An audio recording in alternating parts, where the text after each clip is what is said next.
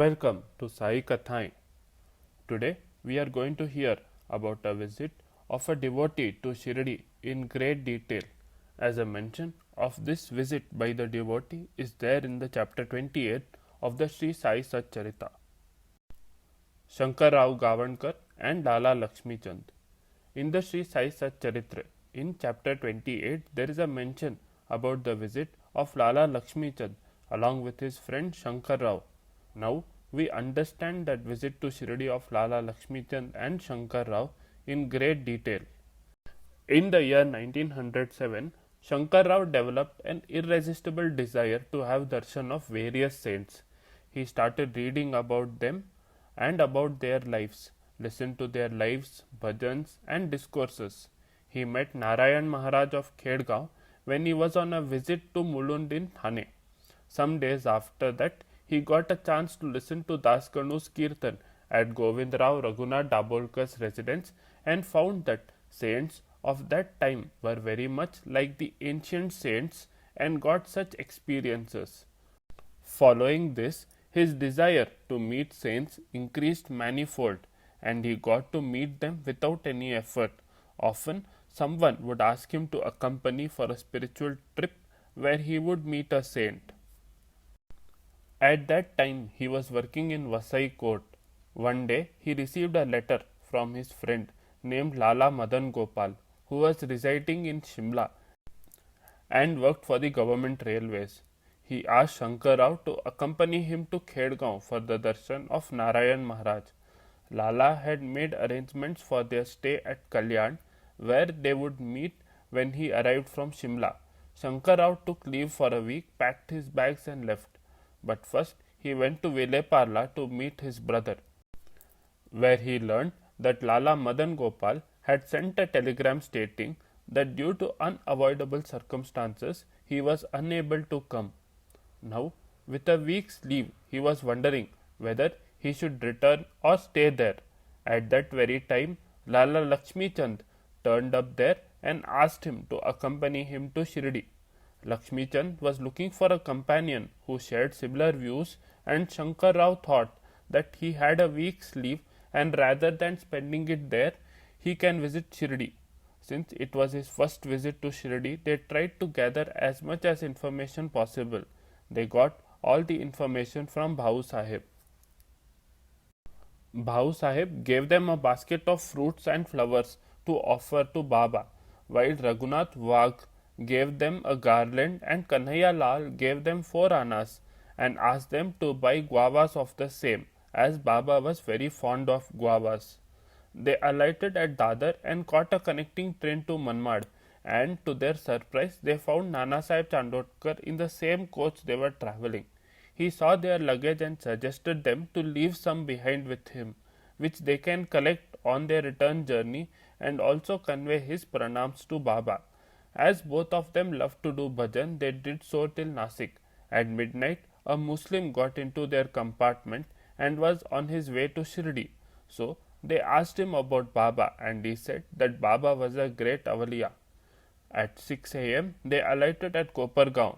There was not a single tanga in the station. At that very moment, a tanga came and the driver said that Bhau Sahib had sent him. The luggage was loaded onto the tanga. The two of them rested, had their bath and breakfast and then left for Shirdi. For the next 10 or 15 minutes, the horses did not move. They were well built and even the master's whip did not induce them to run. Just then, a woman turned up there with a basket of guavas and said, Dada, you wanted to buy perus? Here, buy whatever you want and offer the rest to Baba on my behalf. This reminded Shankar Rao of his promise he made to Kanhaiya Lal.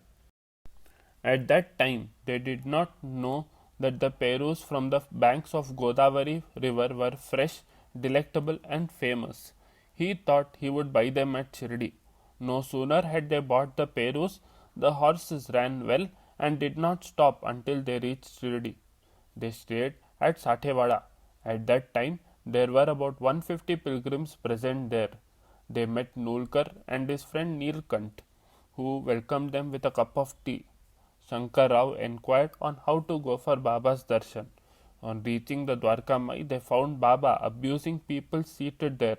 Baba was alone except for a Brahmin who was pressing his back. The rest of the devotees were in the Sabha Mandap, and seeing Lakshmichand and Shankar about to enter the sanctum sanctorum, the devotees told them not to enter as Baba was in a rage and asked them to sit in the Sabha Mandap. Shankar did not pay attention to that and climbed the steps. Although Baba was shouting, he did not hear what he said, and after spending a minute there, he heard Baba saying, "Jao idhar se." So he turned back and sat against the wall of the masjid. He was quite confused and perturbed, and he said to himself, "Until Baba summons me, I will not go." However, the first impression that he got of Baba was that he thought Baba was the Maharaj of Akkalkot. Nonetheless, he felt Baba possessed love for him. Within few minutes, Baba sent a person to call him. Both of them entered the sanctum sanctorum and sat at Baba's feet. Meanwhile, the rest of the devotees seized the opportunity and returned. They offered their perus, the garland, and fruits, and prostrated and did ritualistic puja. Baba got someone to distribute the perus and then took one and broke it into two halves and gave one to Lakshmichand and one half to Shankar, and applying udi he said, "Khana khao aur vade mein aaram karo." For the next 2 to 3 days, they stayed in the Vada and did not come to the Dwarka Mai. However, they had a darshan of Baba when he passed by the Vada on the way to Lendibag. A few days later, all the devotees from Bombay left, and there were only 4 people in the Vada: Lakshmichand, Shankar Rao, Nolkar, and Neelkant. After coming to Shirdi, there is a profound change in me, said Neelkant to Shankar Rao. Strange and unusual thoughts kept arising in Shankar Rao's mind. If Baba was a Satpurush, then why does he shout abuses at people? Why does he have so much anger and fly into a rage? How will such behavior help the people? Will this behavior benefit the world or the country? If he does not give Upadesh, I have come here needlessly. So why should I stay here? All he ever says is "Khana khao or aaram karo." Other than this, he says nothing. These thoughts stayed with him for the next 2 or 3 days. The next day, at about 8 a.m., when he was having breakfast and talking to Nulkar, and he got an overpowering aroma of incense, he knew that Nulkar had not burned the incense. Then, where was this coming from? He went to investigate and followed the aroma, only to find it was coming from the Dwarka Mai. But no one had burned the incense. Then he realized that this was Baba's way of calling him to the Dwarka Mai. Shankar Rao and Lakshmichand entered the sanctum sanctorum and, according to Baba's wish, sat on either sides of Baba's outstretched legs. Shankar Rao sat to the right and Lakshmichand to the left and started massaging Baba's legs. Then Baba asked a devotee to get his chilam, and Baba took a puff and gave it to Shankar Rao, and then he took a puff and handed it over to Lakshmichand. This he did thrice. Lakshmichand took a puff or two, but when it was handed over to Shankar Rao, he did not smoke it, but just held it in his hand. At that time, his mind was crowded with thoughts, as they were, maybe Baba handed over the chilam to me to hold as he wanted some rest. I am not of the same spiritual status, so he would not do that. It will be an insult if I smoke the same chilam. At that very moment, Baba said, "Smoke," and handed over the chilam to him. Then he took a puff, then again and again he smoked it. While this was taking place, Baba was saying something, and soon he realized that Baba was relating incidents of their past.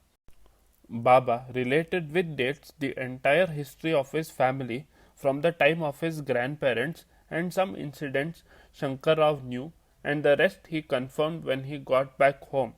Baba told him how his grandfather's guru stayed with them for 12 years. This is what he said. My father and mother were there for 12 years. I stayed with them. They looked after me very well. Many people, relatives and friends said unpleasant things and gave them lot of trouble. But they did not lose anything. Did they have any dearth of anything because of this? Allah looks to those who troubled them. Look, if you live properly and do good, Allah will do good. But if you do bad, Allah will do bad. I am at Gankapur, at Pandharpur. In fact, I am everywhere. I am the whole world, and the whole world is in me. What you are holding at present, do not leave. In 2 or 4 days, you will find Allah. After Baba narrated this, he took quite a quantity of udi and applied it to his whole face and said, "Have your meals and take rest." Then, taking some khobra, that is desiccated coconut, he gave it as prasad and asked them to go and have lunch. That was their day of departure. After they had lunch and seek Baba's permission to leave. Since he had no money, he borrowed rupees 5 from Nulkar, and after paying his debts, he was left only with 1.5 rupee and was embarrassed to ask Nulkar for more, and there was no way he could reach Vasai the next day on that amount. He had to join his duty the next day at 11 a.m. and it was already 2 p.m. and there was no tanga, no money, and Baba had given them permission to leave. He decided to go and see Baba again as a parting salutation and took a coconut with him, and he went to the Dwarka Mai. Baba had just finished his lunch and looking at him said, "You have to join duty tomorrow. If you leave right now, you will be able to catch the train." Just then, a friend of Shankar from Indore arrived, and Baba asked him to accompany them. The friend had stopped on the way to Mumbai for Baba's darshan and hired a tanga to and from Shirdi to Kopargaon. They reached the station and found that they had missed the train. The next train was at 8 p.m. and the friend from Indore purchased tickets for that, and they reached Manmad to find the connecting train delayed by 3 hours due to a derailment. And the next day also they were still travelling. At 11 a.m. he had to join duty and they reached Mumbai at 3 p.m. Lakshmichand reported to work, but Shankar decided to spend his day with his friend as they were school friends and had met after a long time. That evening he met a colleague from his office who told him that a person at work was maligning his name by telling the supervisor that he was irresponsible and overstayed his leave. But that did not make him anxious, and he went to work the next day only to find his mother-in-law in the chamber. He met the seniors and told them the true story and the reason for overstaying, and they, being satisfied with the explanation, sanctioned an extension of 1 day of leave. Shankar concludes by saying, "Saints perform chamatkars for various reasons, sometimes to inculcate faith, at other times to put the person on the right path, and sometimes for the spiritual upliftment of the devotee. But each devotee going to the saint must know in his heart the reason for the visit." I would like to thank Dr. Vinny Chitluri, as this detailed information was taken from her book Baba's Rinanubandh.